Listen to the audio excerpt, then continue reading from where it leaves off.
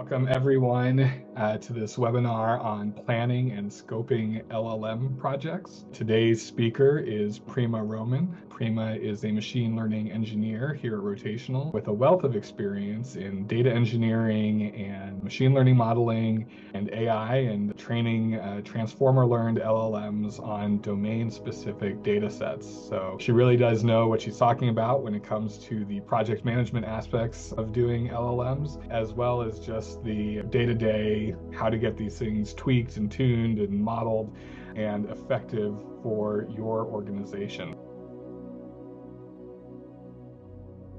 So your mission, should you choose to accept it, is to become a data product manager. So you'll be tasked to get LLMs into production that have real business value for your organization. And in order to do so, you must talk to people, identify and prioritize use cases, and estimate impact metrics.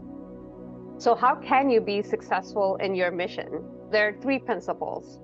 So principle number one is to adopt the product mindset. You will spend time on customer discovery to uncover use cases and prioritize the use cases that are the most valuable for your organization, and estimate impact metrics for each use case, which I will go over shortly and as to what these are. And from all of these use cases that you prioritize, select one small and valuable use case to start. Principle number two, build with a production-first mindset.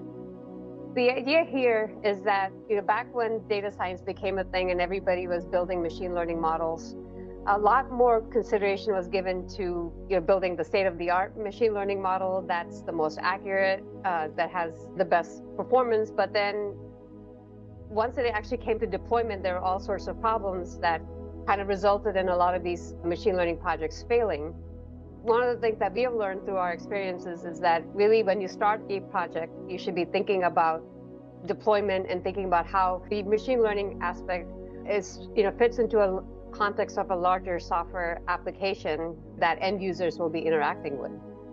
And then third, think about as you're developing these products and solutions, think about gaining experience and developing new capabilities for your organization. So it's not just about the modeling, but it's also just about building the expertise within your organization. It comes down to two things. Objective number one is to increase revenue, and objective number two is to reduce costs. And so in order to address objective one, the question that you should be asking yourself is, what new solutions can we build using large language models, given our expertise in the industry? And the question you want to ask to address objective two is, what business processes are currently inefficient that can be streamlined using large language models? And here's the thing. If you actually kind of think about objective two and try to address objective two, it can actually help you also meet objective one. And the reason being is that the best use cases for large language models and machine learning in general is to automate a lot of boring and manual tasks, things that employees find very frustrating. They like their jobs, but there's always like parts of their jobs that are just really frustrating that kind of gets them away from the interesting things that they would like to do. And once you actually employ these machine learning models, then all of a sudden now your employees have time to focus on strategic activities, kind of employ their creativity to help them build new solutions that will generate revenue for your organization. What is a data product requirements document? It is similar to a product requirements document, for those who have worked, in kind of like traditional, software engineering projects, but with a focus on data and machine learning. So this is, again, something that you want to develop before the project starts.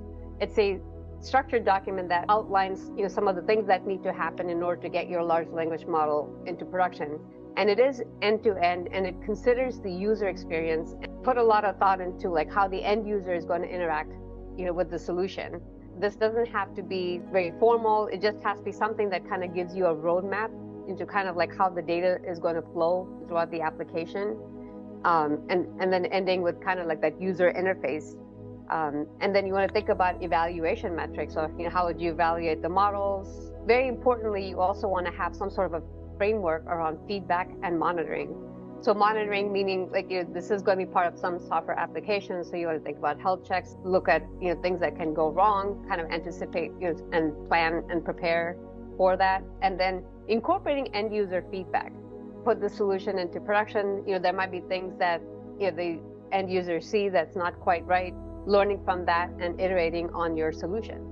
With machine learning projects, it's essential to take a cue from some of the software engineering principles, and which is that it's not just about the model, it's about the whole workflow and about the whole stack. And so you have code, you have data, and you have models, and you want to make sure that as you're developing your solution, you want to be thinking about testing these solutions and deploying into production. So sort of taking that software engineering mindset into your machine learning projects.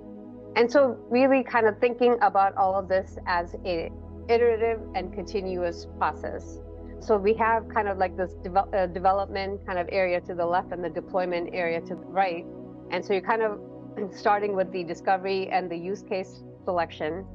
And then you create this data product requirements document. So now you have sort of your plan to start the project. And then you have the data ingestion and the model development. And then once you kind of have the solution that's in place, that you're pretty confident that this is the solution that you want to deploy, then you deploy this model, and then you have monitoring in place, and then the user feedback.